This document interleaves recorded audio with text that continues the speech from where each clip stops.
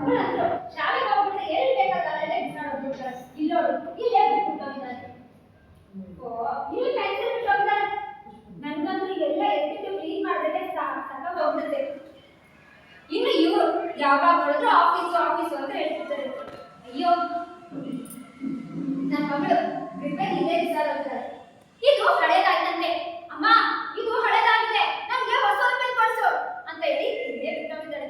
ಅಲ್ಲ, ನಮ್ಮ ಕಾಲದಲ್ಲೆಲ್ಲ ಒಂದು ರಿಪೇರ್ ತಗೋಬೇಕು ಅಂತಿದ್ರೆ ನಮ್ಮ ಅಪ್ಪ ಅಮ್ಮ ಕೇಳೋದಕ್ಕೂ ನಾವು ಹೆದ್ಕೊಳ್ತಾ ಇದ್ವಿ. ಆದ್ರೆ ಈಗಿನ ಮಕ್ಕಳು ಹಂಗಲ್ಲ. ಕಂಡಿದ್ದನ್ನ ಕಂಡ ಹಾಗೆ, ನೋಡಿದ್ದನ್ನ ನೋಡ್ದಾಗೆ ಎಲ್ಲ ಬಂದು ಅಮ್ಮ ಅಂತ ಹೇಳ್ಬಿಟ್ಟು ಅಂತ ಅಗರಾಗ್ಬಿಡ್ತಾರೆ. ಹಂಗಂದ್ರೆ ಸಾಕಾಗೋಯ್ತು. ಏನು ಅನ್ಕೋಬೇಡಿ, ನಾನು ಒಬ್ಬಳೆ ಹೆಚ್ಚಿನಲ್ವಾ, ಹಾಗಾಗಿ ನಿಮ್ ಜೊತೆ ಎಲ್ಲ ಮಾತಾಡ್ತಿದ್ದೀನಿ. ಇವಳೇನಪ್ಪ ಒಬ್ಬೊಬ್ಳೆ ಮಾತಾಡ್ತಾ ಅಂತ ಅನ್ಕೋಬೇಡಿ. ನಿಮ್ಗೊಂದು ವಿಷಯ ಗೊತ್ತಾ? ನಮ್ಮ ಮನೆಗೆ ಹೊಸದಾಗಿ ಟಿವಿ ಬಂದಿತ್ತು. ಅವಾಗ ಟಿವಿ ಯಾರ ಮನೇಲಿ ಇದ್ದಿದ್ದಿಲ್ಲ, ನಮ್ಮ ಮನೇಲಿ ಮಾತ್ರ ಇದ್ದಿತ್ತು. ಅವಾಗ ಊರಿನ ಜನ ಎಲ್ಲ, ಅಕ್ಕಪಕ್ಕದ ಜನ, ಗೌರಮ್ಮಕ್ಕ, ಗಂಗಮ್ಮಕ್ಕ ಮತ್ತು ಮಕ್ಕಳು ಎಲ್ಲರೂ ಸೇರ್ಕೊಂಡು ಟಿವಿ ನೋಡ್ತಾ ಇದ್ವಿ. ಟಿವಿ ವಿಚಾರ ಆಮೇಲೆ ಹೇಳ್ತೀನಿ. ಈ ರಿಪೇರಿನ ಕಥೆ ಇದೆಯಲ್ಲ, ನನಗೆ ಈ ರಿಪೇರಿ ಅಂತಂದ್ರೆ ತುಂಬಾ ಇಷ್ಟ. ನಾನು ನಮ್ಮಮ್ಮ ಕೇಳಿದ್ದೆ, ಅಮ್ಮ ನಂಗೊಂದ್ ಜೊತೆ ರಿಪೇರಿ ಕೊಡ್ಸು ಅಂತ. ನಮ್ಮಮ್ಮ ನೀನೇ ಹೋಗಿ ತಗೋಬಾರೆ ಅಂತ ದುಡ್ಡು ಕೊಟ್ಲು. ನಾನು ರಿಪೇರಿ ತಗೊಳ್ಳೋಂತ ದುಡ್ಡು ಇಸ್ಕೊಂಡು ಇನ್ನೇನು ಅಂಗಡಿಗೆ ಹೋಗ್ಬೇಕಿತ್ತು. ಅಷ್ಟರಲ್ಲಿ ಈ ಸೀನಂದು ಯಾವಾಗಲೂ ಇದೇ ಕತೆ. ನಾನು ಅಂಗಡಿಗೆ ಹೋಗ್ತಾರೆ ಇಲ್ಲ, ನಾನು ಬರ್ತೀನಿ ಅಂತ ಬಂದ್ಬಿಡ್ತೇನೆ. ನಾನು ಸೀನಾ ಓಡಿ ಓಡಿ ಓಡಿ ಓಡಿ ಓಡಿ ಓಡಿ ಓಡಿ ಓಡಿ ಓಡಿ ಓಡಿ ಆದ್ರೂ ಅಂಗಡಿಗೆ ನಾನೇ ಫಸ್ಟ್ ಬಿಟ್ಟಿದ್ದು. ಅಣ್ಣ, ಒಂದೊಳ ರುಬ್ಬೇರ್ ಕೊಡೋಣ ಅಂತ ಕೇಳಿದೆ. ಆ ಅಂಗಡಿಯವನು, ಏ ರುಬ್ಬೇರ್ ಕಟ್ಟ ವಯಸ್ಸೇನೆ ನಿಂತು ಅಂತ ಜೋರಾಗಿ ಗದಿಸ್ಬಿಟ್ಟ. ಅಲ್ಲಿ ನಿಂತು ಜನ ಎಲ್ಲ ಗಳ್ಳು ಅಂತ ಅನ್ನೋಕೆ ಸ್ಟಾರ್ಟ್ ಮಾಡಿದ್ರು. ನಮ್ಗೊಂಥರ ಅನ್ನಿಸ್ತು ರೀ, ಇವರೆಲ್ಲ ನಕ್ಕಿದ್ದು ನನ್ನ ನೋಡಿ ಅಂತ ಅನ್ಕೊಂಡೆ. ಆದ್ರೆ ಅವ್ರು ನಕ್ಕಿದ್ದು ನನ್ನ ನೋಡಿ ಅಲ್ಲ. ನಾನು ಓಡಿ ಓಡಿ ಬಂದಿದ್ದಲ್ಲ, ಹೇಗೆ ಹೆಸರು ಬಿಡ್ತಾ ನನ್ನ ಎದೆನ ನೋಡಿ ನಕ್ಕಿದ್ದು. ನನ್ನ ಜೀವಮಾನದಲ್ಲೇ ಅವತ್ತಾದಷ್ಟು ಅನುಭವ ಇನ್ನು ಯಾವತ್ತೂ ಆಗಿದ್ದಿಲ್ಲ.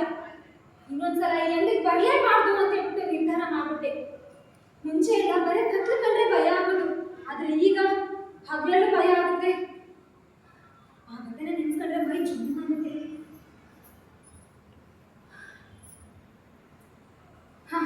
ಅದು ಹೋಗಿ ಬಿಡ್ರಿ. ನಿಮ್ಗೆ ಇನ್ನೊಂದು ಘಟನೆ ಹೇಳ್ತೀನಿ. ನಾನು ಅವಾಗಲೇ ಹೇಳ್ತಾ ಇದ್ದಲ್ಲ, ನಮ್ಮ ಮನೇಲಿ ಟಿವಿ ಬಂದ ಕಾಲ. ನಮ್ಮ ಮನೇಲಿ ಮಾತ್ರ ಟಿವಿ ಇದ್ದಿದ್ದು. ಅವಾಗ ಅಕ್ಕಪಕ್ಕದ ಜನ ಎಲ್ಲ ಟಿವಿ ನೋಡಕ್ ನಮ್ಮ ಮನೆಗೆ ಬಂದಿದ್ರು. ಹಾಗೆ ನಾವು ಪುಟ್ ಪುಟ್ ಮಕ್ಕಳೆಲ್ಲ ಇದ್ವಿ. ಟಿವಿ ಹಚ್ಕೊಂಡು ನಾವು ಚೋಟು ಭೀಮ್ ನೋಡ್ಬೇಕಂತ ನಾವು, ಆದ್ರೆ ನಮ್ಮಮ್ಮರು ಸೀರಿಯಲ್ ನೋಡ್ಬೇಕಂತ ಅವರು. ಇಲ್ಲ, ಚೋಟು ಭೀಮ್ ಸೀರಿಯಲ್ ಅನ್ನೋದ್ರಾಗೆ ಶಿವಾಯ ನಮ ಪಟ್ ಅಂತ ಕರೆಂಟ್ ಹೋಗ್ಬಿಟ್ಟು. ಕರೆಂಟ್ ಹೋಗಿದ್ರೆ ತನಗೆ ಇನ್ನೇನ್ ಮಾಡೋಣ? ಅಮ್ಮರೆಲ್ಲ ಅಂಗಡಿ ಕೆಲಸ ಮಾಡಕ್ ಹೋದ್ರು. ಅಪ್ಪರು ಅದು ಇದು ಅಂತ ಹೇಳ್ಬಿಟ್ಟು ಹೊರಗೆ ಮಾತಾಡಕ್ ಹೋದ್ರು. ಇನ್ನು ನಾವು ಮಕ್ಕಳು ಸುಮ್ಮನೆ ಇರ್ತೀವ? ಹೊರಗಡೆ ಬಂದ್ವಿ, ಬೆಳೆದಿವಿ ಇರೋದನ್ನೆಲ್ಲ ನೋಡ್ಬಿಟ್ಟು ಹಾ ಅಂತ ಯೋಚನೆ ಮಾಡಿ ಕಣ್ಣ ಮುಚ್ಚಲೆ ಆಟಾಡೋಣ ಅಂತ ನಿರ್ಧಾರ ಮಾಡಿದ್ವಿ. ಸರಿ ಅಂತ ನನ್ನ ಫ್ರೆಂಡು ಕಣ್ಣ ಮುಚ್ಚೆ ಕಾಡೆ ಗೂಡೆ ಮುದ್ದಿನ ಹೋಗಿ ಬಲ್ಲ ಅಂತ ಕೇಳ್ತಾ ಇತ್ತು. ನನಗೆ ಯಾರು ಇಲ್ಲ ಜಾಗ ಒಂದು ಸಿಕ್ತು. ಕಡೆ ಕಡೆ ಕಡೆ ಕಡೆ ಹೋಗಿ ಅಲ್ಲಿ ಕುತ್ಕೊಂಡೆ. ಅಯ್ಯೋ, ಇವಳನ್ನ ಹಿಡಿಬಾರ್ದು ಅಂತ ಫುಲ್ ಒಳಗಡೆ ಹೋಗಿ ಕುತ್ಕೊಂಡೆ. ಅದೇ ದಾರಿಯಲ್ಲಿ ನಮ್ಮ ಮನೆ ದಿನ ಹಾಲು ಕುತ್ಕೊಂಡಿದ್ದ ಸೀನಣ್ಣ ಅಂತ ಆ ಅಣ್ಣ ಹೋಗ್ತಾ ಇದ್ದ. ಅವ ಯಾಕೋ ನನ್ನ ಕಡೆಗೆ ಬರ್ತಿದ್ದಾನಲ್ಲ, ಏ ಹೋಗೋಣ, ನಾನು ಔಟ್ ಆಗ್ಬಿಡ್ತೀನಿ, ಏ ಹೋಗೋಣ ಅಂತ ಹೇಳಿದೆ. ಸನ್ನೆ ಮಾಡಿದೆ. ಹಾಗೂ ಅಣ್ಣ ಯಾರು ಇಲ್ಲಿ ಜಾಗ ನೋಡ್ಬಿಟ್ಟು ನನ್ನ ಹತ್ರನೇ ಬಂದ. ನನ್ನ ಹತ್ರ ಬಂದಾನೆ ಹೀಗೆಲ್ಲ ಊಟ ಸ್ಟಾರ್ಟ್ ಮಾಡ್ದ. ಅಣ್ಣ ಬಿಡು, ನನಗೆ ಹಿಂಸೆ ಆಗ್ತದೆ, ಆ ಮುಟ್ಬೇಡ ನೋಡಿ, ನಾನು ಅಮ್ಮಗೆ ಹೇಳ್ತೀನಿ ಅಂತ ಹೇಳಿದೆ. ಆಗ ಅಣ್ಣ ಏನ್ ಹೇಳ್ದ ಗೊತ್ತಾ? ಹೋದ್ರೆ ನಿಮ್ಮಾನ ಮರದಿ ಹೋಗೋದು, ನಂದೇನಾದ್ರೂ ಹೋಗುತ್ತಾ? ನಾನು ಹುಡ್ಗ ಇದ್ದೀನಿ ಅಷ್ಟೇ ಅಲ್ಲ, ನೀನೇನಾದ್ರೂ ಈ ವಿಚಾರ ನಿಮ್ಮ ಅಮ್ಮಗೆ ಹೇಳಿದೆ, ನಿಮ್ಮ ಮನೆಗೆ ಹಾಲು ಹಾಕೋದು ಕೂಡ ನಿಲ್ಲಿಸ್ಬಿಡ್ತೀನಿ ಅಂತಂದ. ನನ್ಗೆ ಅವಾಗಂದ್ರು ನಾನು ಏನ್ ಮಾಡ್ಬೇಕು, ಯಾರಿಗೆ ಹೇಳ್ಬೇಕು ಏನು ಗೊತ್ತೇ ಆಗ್ಲಿಲ್ಲ. ನಿಮಗೆ ಬೇಜಾರಾಗ್ತಿದೆಯಲ್ಲ? ಬರೀ ನಾನು ಗೊಡವ ಅಂತ ಹೇಳೋದನ್ನೇ ಹೇಳ್ತಾ ಇದ್ದೀನಿ. ಸರಿ, ಹೋಗಿ ಬಿಡಿ. ಆದ್ರೂ ನಿಮಗೆ ನಿಮ್ಮ ಹತ್ರ ವಿಚಾರಗಳು ಮಾತಾಡ್ತಿದ್ದೆ. ನನಗೆ ಡ್ಯಾನ್ಸ್ ಅಂತಂದ್ರೆ ತುಂಬಾ ಇಷ್ಟ. ನಮ್ಮಮ್ಮ ನನ್ನ ಮಗಳು ತುಂಬಾ ಚೆನ್ನಾಗಿ ಡ್ಯಾನ್ಸ್ ಮಾಡ್ತಾರೆ ಅಂತ ನನ್ನನ್ನು ಡ್ಯಾನ್ಸ್ ಕ್ಲಾಸಿಗೆ ಹಾಕಿದ್ರು. ಆಮೇಲೆ ಒಂದಿನ ನಮ್ಮ ಮನೆಗೆ ನಮ್ಮ ಅತ್ತೆ ಮಾವ ಎಲ್ಲರೂ ಬಂದಿದ್ರು. ನಮ್ಮಮ್ಮಗೆ ತುಂಬಾ ಖುಷಿ, ಅವ್ರ ಅಣ್ಣ ಅವರೆಲ್ಲ ಬಂದಿದ್ರು ಅಂತ. ಬಂದ ತಕ್ಷಣ ಕಾಫಿ ಕೊಟ್ಟು, ಏನೇ ನೀನ್ ಡ್ಯಾನ್ಸ್ ಸ್ಕೂಲಲ್ಲಿ ಡ್ಯಾನ್ಸ್ ಹೇಳ್ಕೊಟ್ಟಿದಾರಲ್ಲ, ನಿಮ್ಮ ಮಾವ ಮುಂದೆ ಮಾಡಿ ತೋರಿಸ್ಪ ಅಂತ ಕರೆದ್ರು. ಏ ನಾನು ಮೊದಲ ಡ್ಯಾನ್ಸ್ ಫುಲ್ ಅಂತ ಬಂದ್ಬಿಟ್ಟು ಮೆಲ್ಲ ಮೆಲ್ಲನೆ ಬಂದಾನೆ ಗೋಪಮ್ಮ ಕೇಳಿ ನಿಲ್ಲಾದೆ ಅಂತ ಇನ್ನೂ ಕಂಪ್ಲೀಟೇ ಮಾಡಿದ್ದಿಲ್ಲ. ಅವಾಗ ನಮ್ಮ ಮಾವ ಏನೇ ಇದು ಡ್ಯಾನ್ಸ್ ಗಿನ್ಸ್ ಎಲ್ಲ ಮಾಡ್ತಿದ್ದೀಯಲ್ಲ, ಹೆಣ್ಮಕ್ಳು ಯಾವಾಗಿದ್ರು ಮುಸುಟಿಗೆ ಮಾತ್ರ ಸೀಮಿತ. ಈ ಡ್ಯಾನ್ಸ್ ಓದು ಬರಹ ಎಲ್ಲ ಬಿಟ್ಟು ಹೋಗೋ ಕೆಲಸ ಮಾಡ್ಕ ಅಂತಂದ. ನಂಗೆ ಅವಾಗ ಏನ್ ಅನಿಸ್ತು ಗೊತ್ತಾ, ಅಂದ್ರೆ ನಾವ್ ಏನಾದ್ರೂ ಕಲಿಬೇಕು ಅಂತಂದ್ರೆ ಅಥವಾ ನಾವು ಓದ್ಬೇಕು ಅಂತಂದ್ರೆ ಬರೀ ಮುಸುಟಿಗೆ ಮಾತ್ರ ಸೀಮಿತನಾ, ಓದೋ ಹಾಕು ಕಲಿಯೋ ಹಾಕು ಯಾವುದು ಇಲ್ವಾ ಅಂತ ತುಂಬಾ ಬೇಜಾರಾಯ್ತನ್ರಿ. ನನ್ಗಂತೂ ಅವತ್ತೇ ಅನ್ಸಿತ್ತು, ನನ್ನ ಡ್ಯಾನ್ಸು, ನನ್ನ ಖುಷಿ, ನನ್ನ ಆಟ ಎಲ್ಲಾನು ಮುಗ್ದೋಗ್ಬಿಡ್ತು. ಯಾಕಂದ್ರೆ ನಾನು ಹೆಣ್ಣಲ್ವಾ. ಹೋಗ್ಲಿ ಬಿಡಿ. ಹೀಗೆ ಒಂದ್ಸಲ ನಮ್ಮ ಮನೇಲಿ ಏನಾಯ್ತು ಅಂತಂದ್ರೆ, ನಾನು ನಮ್ಮ ಅಣ್ಣ ಎಲ್ಲ ಫುಲ್ ಒಳಗಡೆ ಕುತ್ಕೊಂಡು, ನಮ್ಮ ಅಪ್ಪ ಅಮ್ಮ ಇರ್ಲಿಲ್ಲ ಅವತ್ತು, ಕುತ್ಕೊಂಡು ಜೋರಾಗಿ ನಗಾಡ್ತಿದ್ವಿ.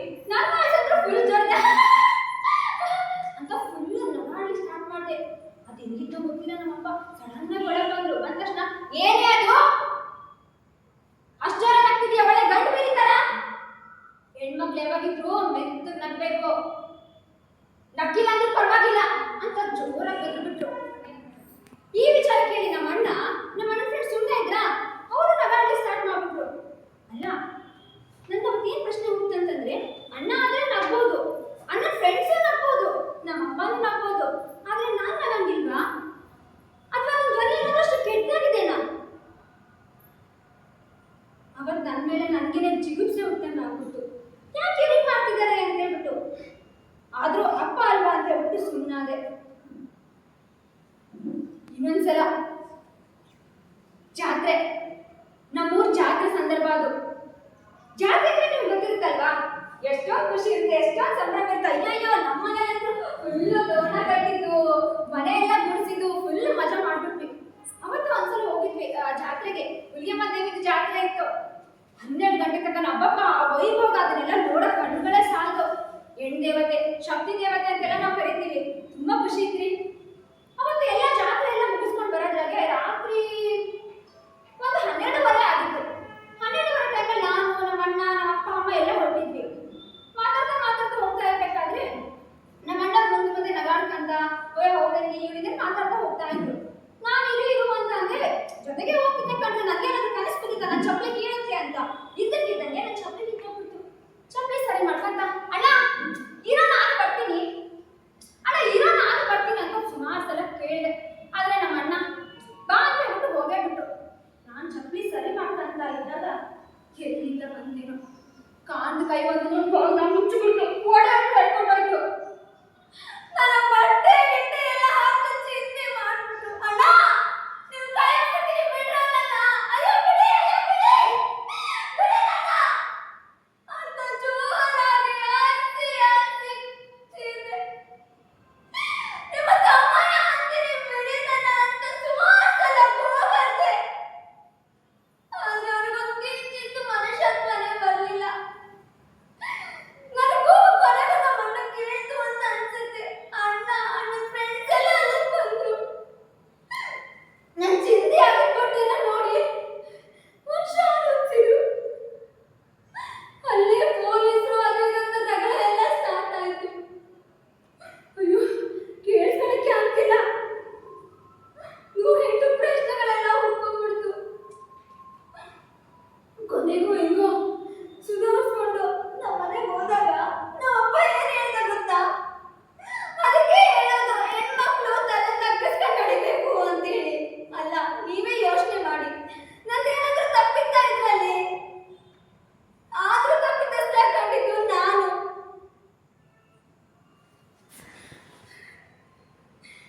ಅದಕ್ಕೆ ಈಗೀಗ ನನ್ನ ಮಗಳು ದೊಡ್ಡಳಾಗಿದ್ದಾಳೆ. ನೀವು ಒಂದ್ಸಲ ಪ್ರಶ್ನೆ ಮಾಡ್ಕೊಳ್ಳಿ, ಈ ಅಪ್ಪ ಅಮ್ಮ ಅತ್ತೆ ದೊಡ್ಡಮ್ಮ ಎಲ್ಲರೂ ಹೇಳೋ ರೀತಿ ಹೆಣ್ಮಕ್ಳು ತಲೆ ತಗ್ಗಿಸ್ಕೊಂಡ್ರೆ ಈ ತರ ಅತ್ಯಾಚಾರ ಆಗಲ್ಲ ಅಂತ ನೀವು ಒಪ್ಕೊಳ್ತೀರಾ?